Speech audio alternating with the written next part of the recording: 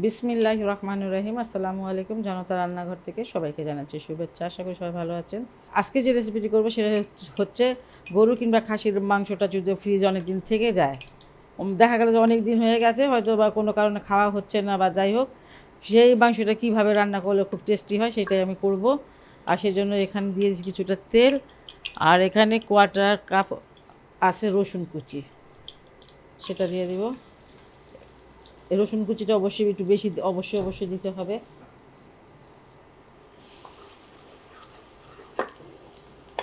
আর এখানে আমি কিছুটা সরিষার তেল দিয়ে দিয়েছি।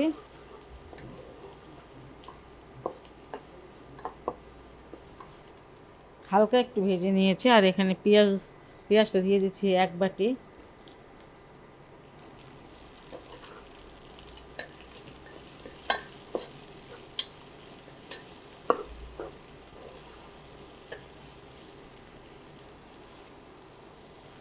এখানে 1 চামচ ভরে ভরে আদার পেস্ট আর 1 চামচ ভরে রসুনের পেস্ট দিয়ে দিলাম। এই সবগুলো একসাথে খুব ভালো করে ভেজে নিব এখন আমি।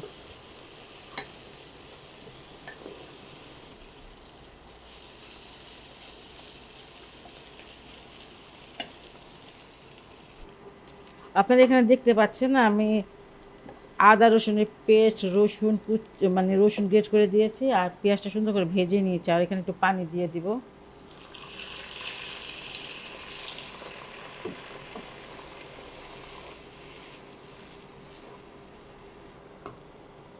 এখানে যে হলুদের গুঁড়া 1 চামচ, ধনিয়ার গুঁড়া 1 চামচ, মরিচের গুঁড়া এখানে 1.5 চামচ, জিরার গুঁড়া 1 চামচ, আর দিয়ে দিচ্ছি স্বাদ মতো লবণ।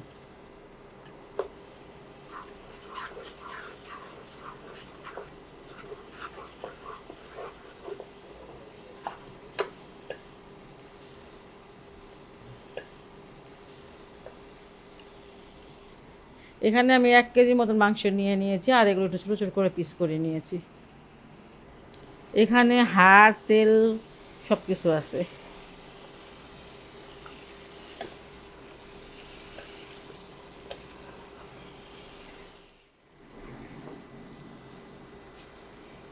মাংসটাকে খুব ভালো করে কষিয়ে নিব।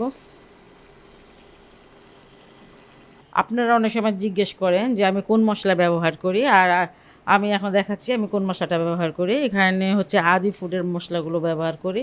এই মশলাগুলো কম্বো প্যাক হিসেবে পাওয়া যায়। আর এখানে আমি মানে 4টা মশলা একসাথে কিনি।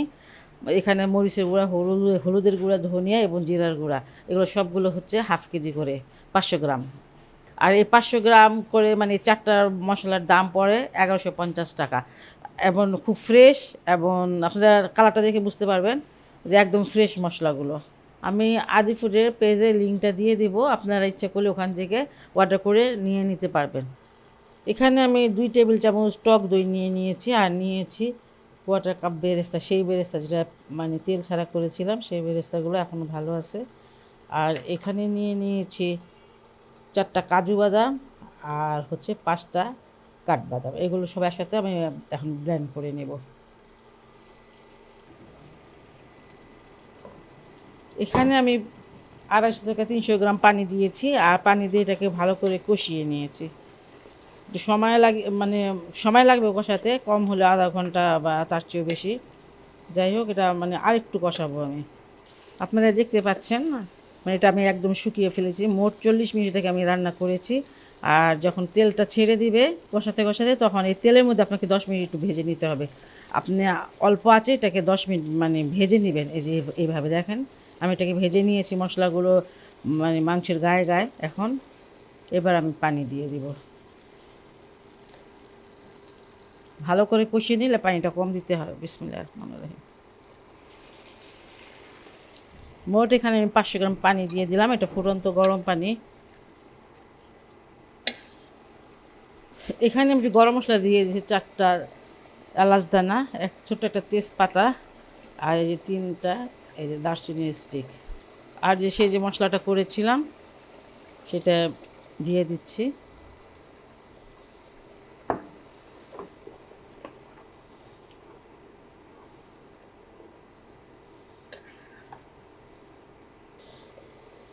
এই যে আমি একটু লবণ দিয়ে দিলাম। আর এটা আবারও আমি ঢেকে দিব। আঁচটা একটু কমিয়ে দিবেন এই সময়।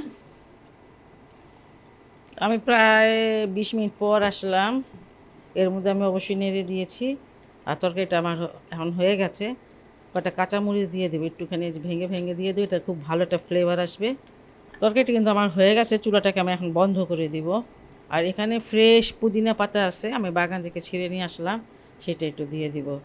আপনারা যদি না দিতে চান, ফ্লেভার পছন্দ না করেন, তাহলে না দিয়েন, কিন্তু দিলে খুব ভালো ফ্লেভার আসবে। চুলাটা বন্ধ করে দিয়েছি, এখন ঢেকে 2-3 মিনিট রেখে দিব। খাসি কিংবা গরুর মাংসটা যদি বেশি দিন মানে ফ্রিজে থেকে যায়, সেই মাংসটা যদি আপনারা এইভাবে রান্না করেন, খেতে কিন্তু অনেক অনেক ভালো লাগবে।